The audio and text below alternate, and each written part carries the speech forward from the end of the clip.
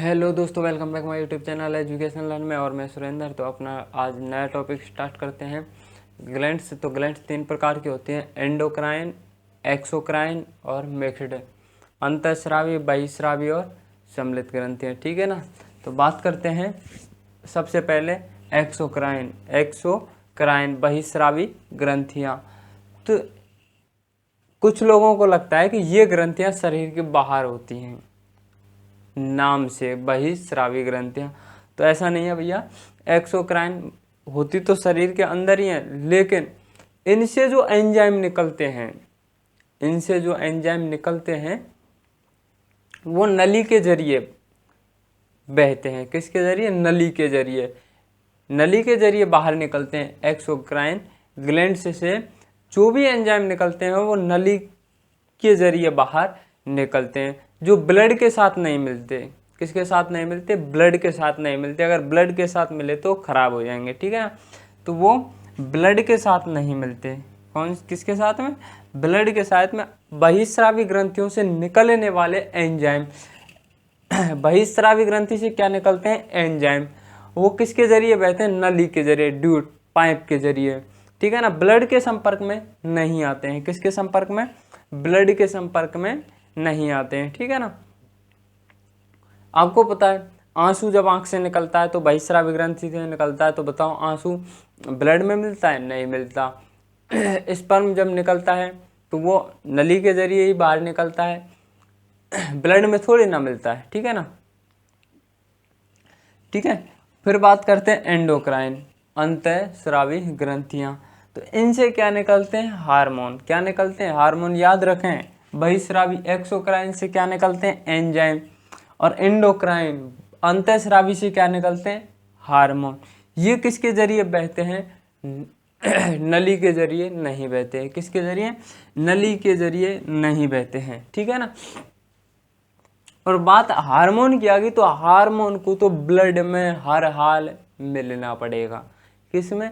हर हाल में ब्लड से मिलना पड़ेगा। हार्मोन को हर हाल में ब्लड से मिलना पड़ेगा। ठीक है ना। तो भाई अंतःस्रावी एंडोक्राइन जो ब्लड के संपर्क में, इनसे क्या निकलते हैं? हार्मोन। जो ब्लड के संपर्क में आते हैं ये कोई नली के जरिए नहीं बहते हैं। ठीक है ना।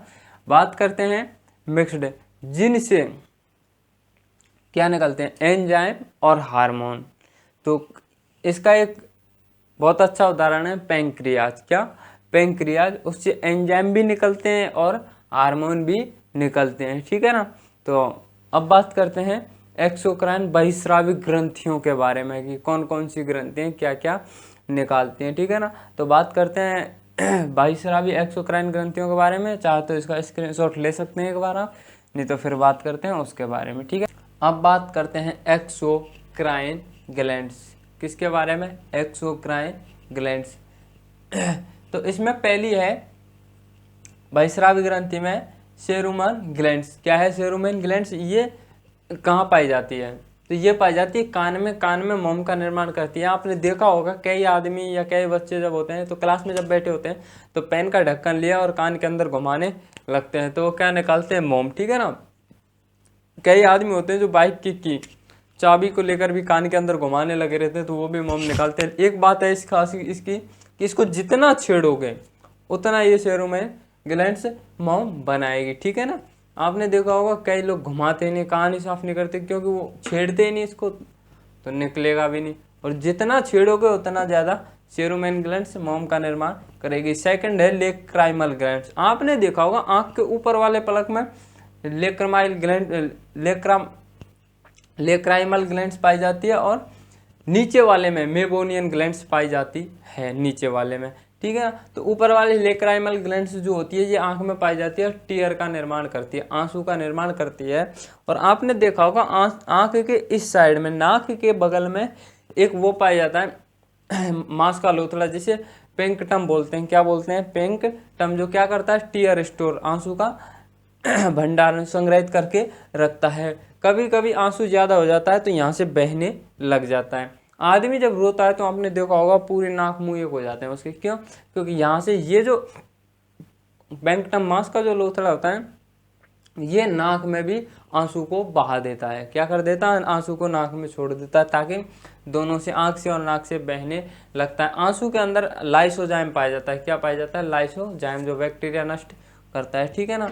मेवोनियन ग्लैंड से ये भी आंख में पाई जाती है, नीचे वाले हिस्से में, जो मांस का लोथड़ा दिख रहा है रेड रेड, ठीक है ना। तो ये क्या करता है? ऑयली कीचड़ का निर्माण करते हैं। आदमी जब नाइट को सो के उठता है तो हमने देखा होगा पूरी आंख लेथपित हो जाती है कीचड़ के, तो उसको साफ करता है, ठीक है ना। तो ये मेवोनियन ग्लैंड से आंख में ऑयली कीचड़ का निर्माण करती है। आगे देखते हैं स्वीट ग्लैंड से, स्वेद ग्लैंड से, ठीक है ना। तो स्वीट ग्लैंड, स्वेद वो श्वेत नहीं है भैया, है ये श्वेत तो सफेद हो जाए, स्वेद ये देह वाला है, ठीक है ना, ये, ठीक है ना। फिर ये किसका निर्माण करते हैं? पसीने का। और पसीने में अक्सर क्या निकलता है? नमक। क्या निकलता है? नमक। आपने देखा होगा गर्मी में जहाँ ब्लैक कलर की शर्ट पहनते हैं तो सफ़ेद सफ़ेद हो जाती है कुछ देर बाद में, तो वो नमक की वजह से हो जाती है, ठीक है ना। फिर आगे है सेब्यूकस ग्लैंड से। सेब्यूकस ग्लैंड से तेलीय, जो आपने देखा होगा नाक मुंह एकदम ऑयली ऑयली हो जाता है। क्या हो जाता है? ऑयली ऑयली हो जाता है, ठीक है, ऑयली ऑयली हो जाता है पूरा, देखना होगा आप, ठीक है ना। तो इसमें क्या है, आदमी तो नेचुरल होता है बेचारा, जेब के अंदर से 20 रुपए का रुमाल निकाला और पूछ लिया। लेकिन महिलाएं जो होती हैं उनके अगर ऐसा होता है तो वो क्या कहती, oh my God my oily skin तो वो क्या करती है, उसको पूछती है किसी से, तो वो क्रीम पोतती है बहुत सारी, इधर से उधर से क्रीम पोत लेती है। तो एक बात है, वो क्रीम से रुक तो जाती है लेकिन बनना थोड़ी ना बंद होगा भाई। सेब्यूकस ग्लैंड से जो बनाएगी सही, बाहर ही तो नहीं निकल सकता, अंदर तो बनाएगी। तो वो जैसे बनाएगी फिर उसके 5-6 महीने बाद एकदम इतने इतने फोड़े निकलेंगे। क्या निकलेंगे? इतने इतने फोड़े निकलेंगे। तो वो जो फोड़े निकलते हैं तो फिर कहती है, पता है, oh my God my all beauty destroy in heavy pimples, ठीक है ना। तो क्या करते हैं, ये जो निकल आते हैं, अब क्रीम नहीं पोतते, निकलता साफ करते रहते तो ठीक रहता, लेकिन पोत लिया क्रीम तो वो बनना तो है ही भाई, बनना तो रोक नहीं सकती इसके, सेब्यूकस बनाएगी, ऐसा ही तो है, बाहर ही तो नहीं निकल सकता। तो ठीक है, वो निकलेगा फिर। मैं आपको पता है पाप का घड़ा एक दिन भरता है तो फूटेगा वो, तो वही बात है इसका, ठीक है ना। फिर है सेल्वेरिया ग्लैंड से लार ग्रंथि। तो ये हम आपको पता दिए हैं पाचक उसमें। तो मुख्य रूप से क्या निकलता है? टाइलिन, ठीक है ना। और इसके बारे में अगर जानना है तो डाइजेस्टिव सिस्टम जाके देखें, ठीक है ना, यहाँ नहीं बताने वाला हूँ मैं, ठीक है। फिर है गैस्ट्रिक ग्लैंड्स। गैस्ट्रिक ग्लैंड्स क्या बनाते हैं? जठर रस, गैस्ट्रिक जूस निकलता किससे? ठीक है ना। तो ये गैस्ट्रिक जूस किस किस को बनाता है, ठीक है, किसको क्या बदलता है? तो आपने देखा होगा पाचक एंजाइम में काम आता है रेनिन और पेप्सिन, जो एंजाइम निकलते हैं। क्या निकलते हैं? रेनिन और पेप्सिन, दो एंजाइम निकलते हैं, ठीक है ना। रेनिन क्या करता है? दूध को कन्वर्ट करता है, ठीक है ना। तो ये आप उसमें में जाके देखें डाइजेस्टिव सिस्टम में, या वीडियो लंबा होता है इसलिए नहीं बताएंगे।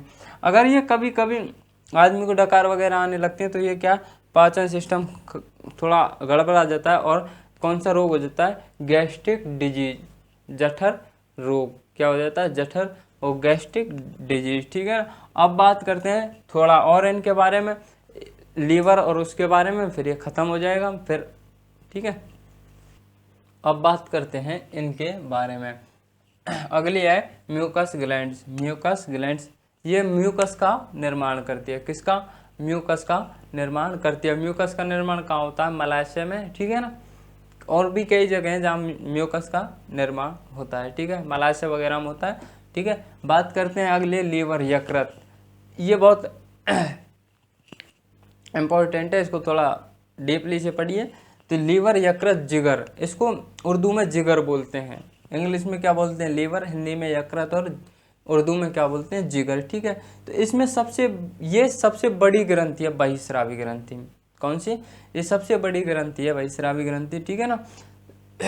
इसकी एक बहुत बड़ी खास बात होती है कि अपने क्षतिग्रस्त अंगों को स्वतः सही करने का काम करती है, स्वतः खुद, क्योंकि इसके अंदर मैंने आपको बताया था कि लीवर के अंदर सबसे ज़्यादा सेल डिवीजन होता है, और सबसे ज़्यादा सेल डिवीजन होगा तो ये अपना अंग खुद सही कर लेती है, ठीक है। अगर किसी आदमी को चाकू मारे तो इधर इधर मारा जाएगा तो वो अपना आप सही हो सकता है, ठीक है ना, टाँका वाँका लगवा के, ठीक है ना, तो इतनी दिक्कत नहीं है। अगर इधर मारा दाई, इधर मारा बाईं ओर तो ठीक करने में दिक्कत है, अगर इधर मारा तो आराम से सही हो जाएगा, क्योंकि लीवर होता है इधर की साइड में और सेल डिवीजन बहुत ज़्यादा होता है, तो बड़ी आसानी से हो जाएगा। अगला है फाइब्रोनिजिन और प्रोथ्रोम्बिन, दो प्रोटीनों का ये निर्माण करता है, फाइब्रोनिजिन और प्रोथ्रोम्बिन। तो इन दोनों का काम होता है, मैंने आपको बताया था ब्लड में कि ये रक्त का थक्का जमाने में काम करती है।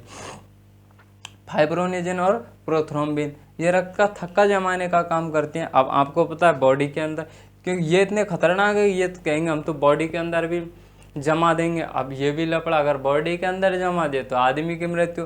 तो उसको रोकने के लिए हेपेरिन, ये हेपेरिन का निर्माण भी करता है। हेपेरिन कहता है ब्लड के अंदर, बॉडी के अंदर नहीं, बॉडी के अंदर ब्लड नहीं जमाने देंगे हम, चाहे कुछ भी हो जाए। बाहर जमाना कब है कि भाई कट गया तो ही जमाओ, ये नहीं है कि भाई क्यों कुछ लोग होते हैं अंगड़ियाँ करने वाले, तो ये उनमें से फाइब्रोनोजिन और प्रोथ्रोम्बिन ब्लड के बाहर ही अंदर ही जमा देंगे बॉडी के। तो फिर उसको रोकने के लिए ये हेपेरिन काम करता है, बोल नहीं ऐसा नहीं करने देंगे हम, अंदर नहीं बाहर जमाओ अगर लगता है तो, ठीक है ना।